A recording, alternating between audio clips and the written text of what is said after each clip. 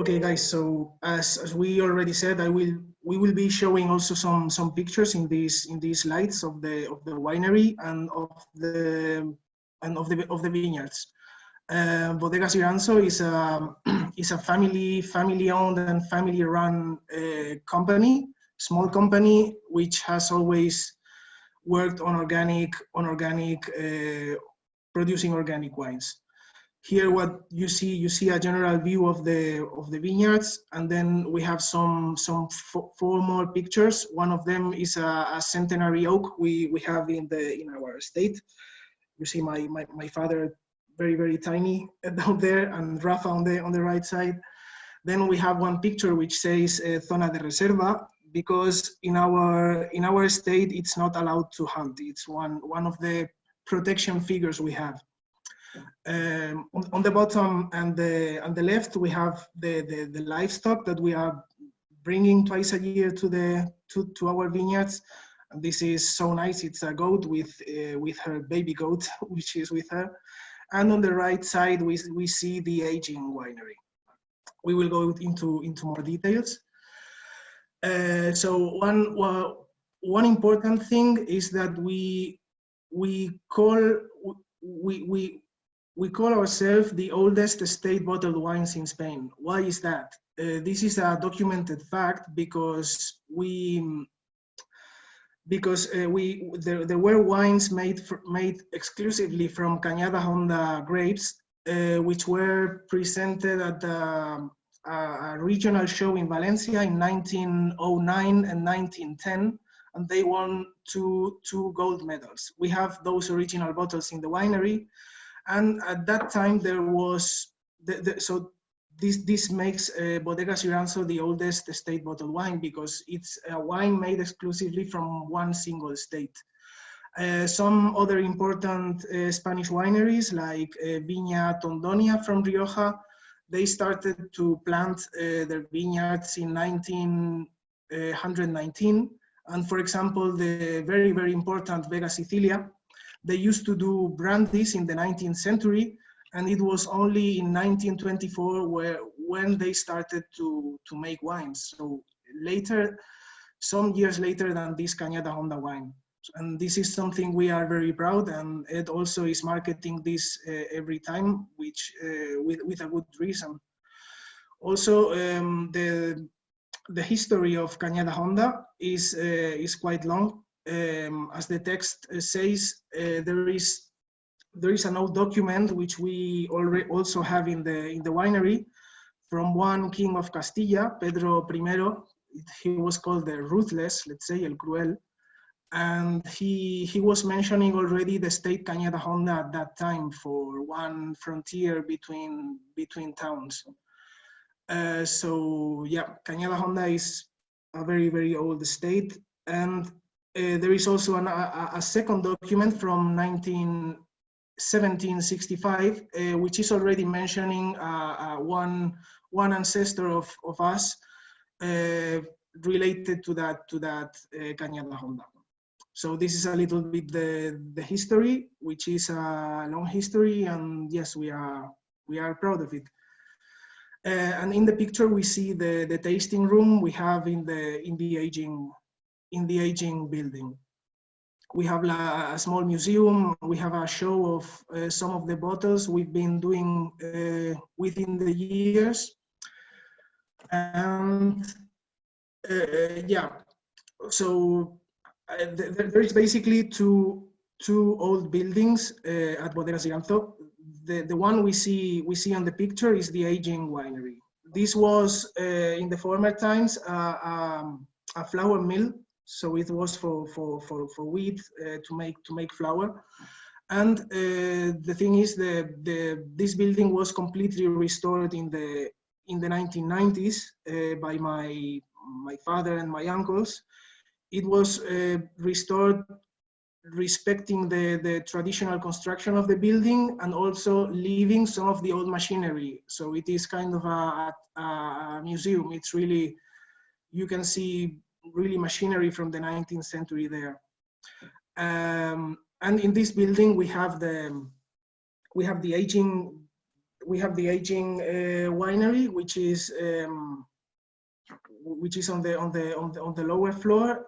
This floor is faced to the north, so no sun hits directly on it, and it is cool the whole year, along the whole year, even in the summertime.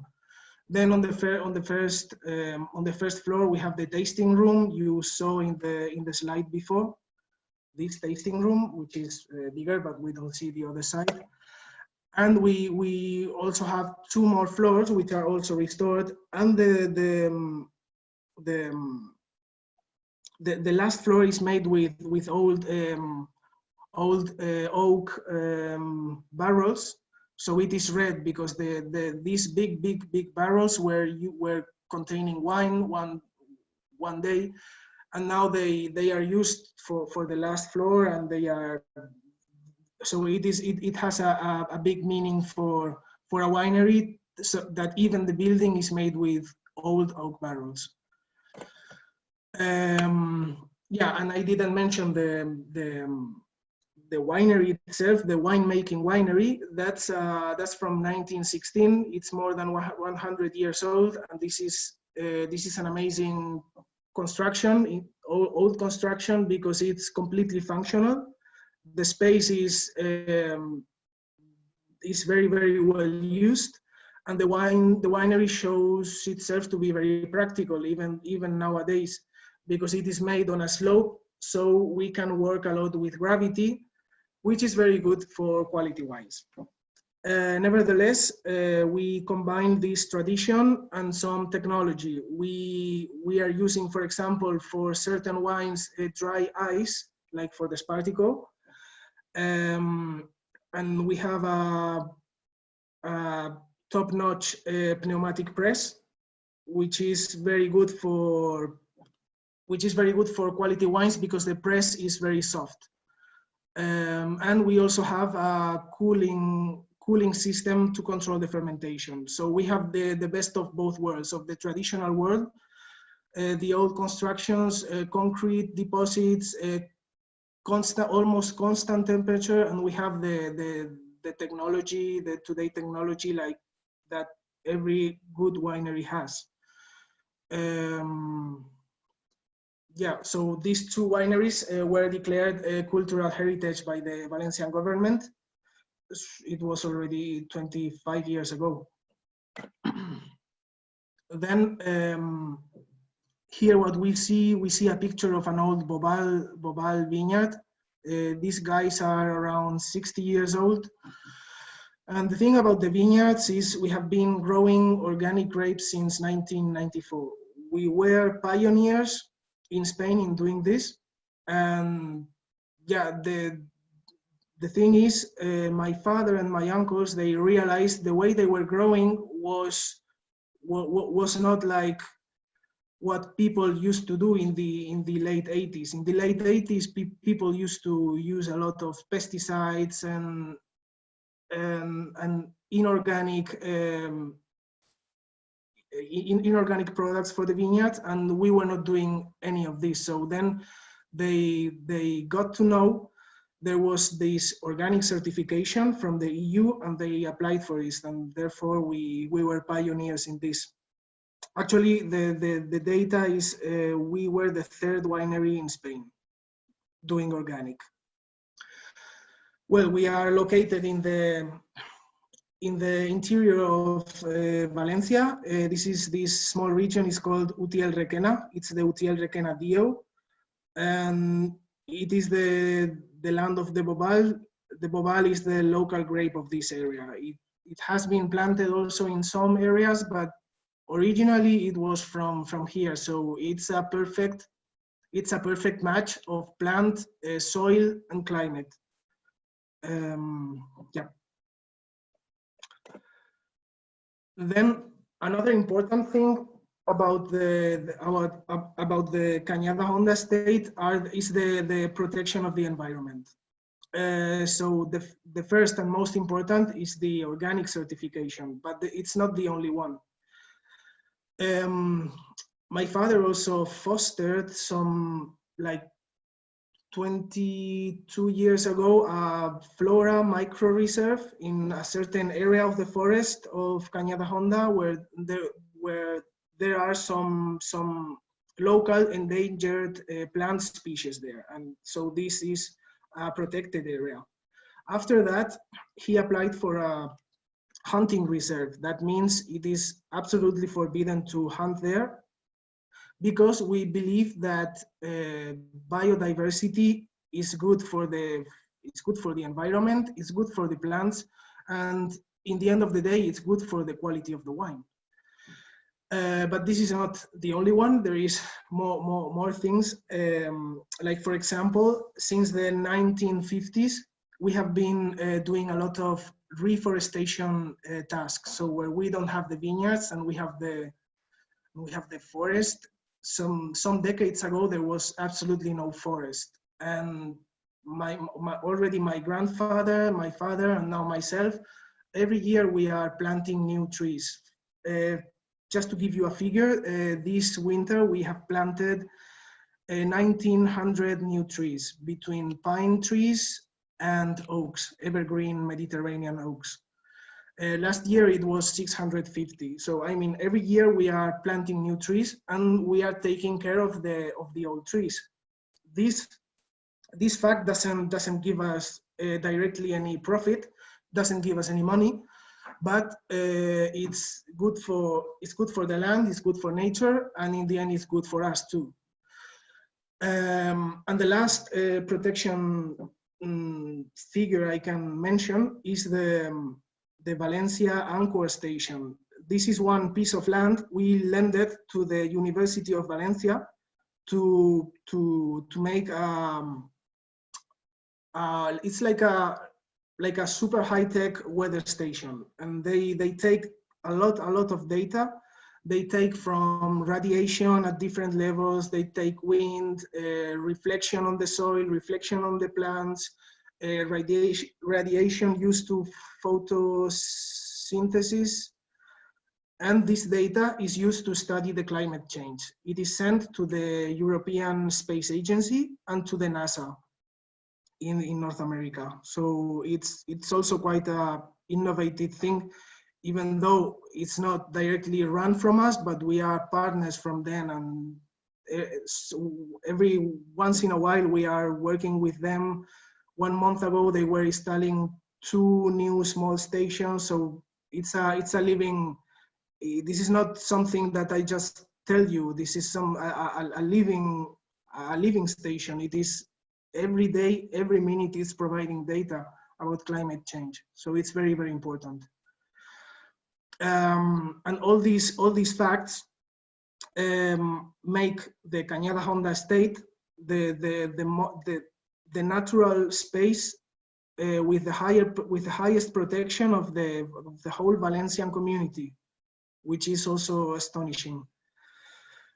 And as I said, all these facts, especially the microflora reserve, the hunting reserve, and the fact of planting a lot of trees and reforestation, it makes us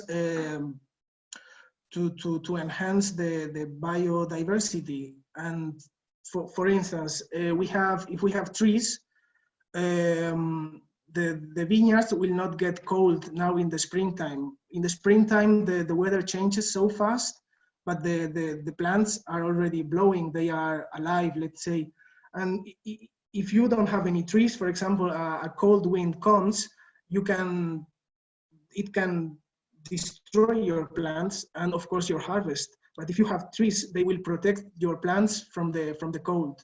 They will, in the summertime, they will make some shadow, so the humidity will stay a little bit longer than on a place where there is no trees.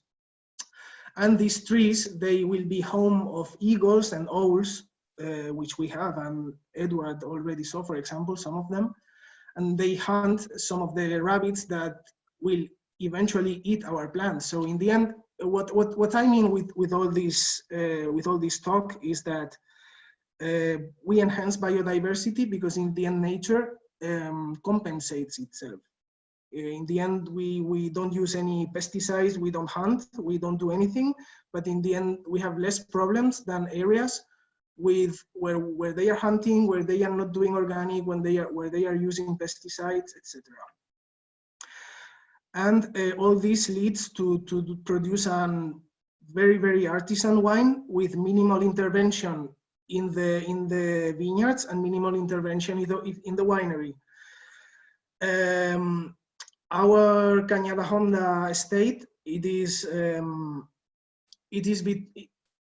is placed between 800 and 900 meters above the sea level, which is quite high. And this is good because even though we are only 90 kilometers from the coast, the climate is totally different. We get cold winters, and the temperature between day and night is also the difference of that temperature is very high. And that is good to produce quality wines. That keeps the acids in the fruit, and in the end it will make a better quality wine than on a hotter area, or with less difference between day and night temperature. The soil is mainly sandy, lime-crusted sandy soil, although it changes a little bit between one vineyard and another one, but mainly we can agree it's lime-crusted sandy soil. Sandy soils are also good for quality because for two facts. One of them, they swallow all of the rainwater that falls to it, and water doesn't stay on the soil. It's always absorbed. So the plant, when there is no water, when there is a dry period, for example, the plant has to strive to survive and to produce all the good properties to the fruit. And this is better on a sandy soil. Okay. Well, this is a picture of the fall time. All those cypresses we see, all those high trees, they were planted by my grandfather. He was a lover of Tuscany in Italy, although he was never there because at the time it was more difficult to travel. He wanted his estate to look a little bit like it, and I think he did it. Well, the thing also about doing organic, this biodiversity, it creates a microclimate. There is a microclimate anyway, because as you see, there is in the back of the state, as you see in the picture, there is a small mountain range. This mountain range makes some differences of the rain we get when the clouds fly over it, and also of the winds, because that means we are protected from the cold winds of the north, and we are very protected of the cold spring days. The spring days are very dangerous for the vineyards, and especially for the Bobal grapes, because they, as I already said some slides before, it can literally spoil your harvest. And yeah, we are also letting some cover crops growing on the vineyards, and Tim and Edward saw that last time they were there, and this is also helping the biodiversity and the microclimate to the soil level. Yeah, it's minimal intervention. We work the land as minimal as possible, but we have to take care of it so the plants grow properly. And we are doing conversion in biodynamic. I am also leading that with one good friend of mine who has been doing that for some years. And yes, we are quite excited because he states he has seen some good results after applying biodynamics. So we are very excited about that. And I think it will help sales a lot. So this has been the presentation of the winery and the vineyards. In these two pictures, we see one of them are crates for harvest, for example, for the Spartico, where we are harvesting with crates. And the other one is a regular harvest, traditional harvest in small buckets, like for example, the Azul de Bobal. So yes, we are doing also, we are certified for vegan. We have the vegan certification. And you may ask yourselves, but wine comes from the grapes, which is already a vegetable. So why do we have to be vegan certified?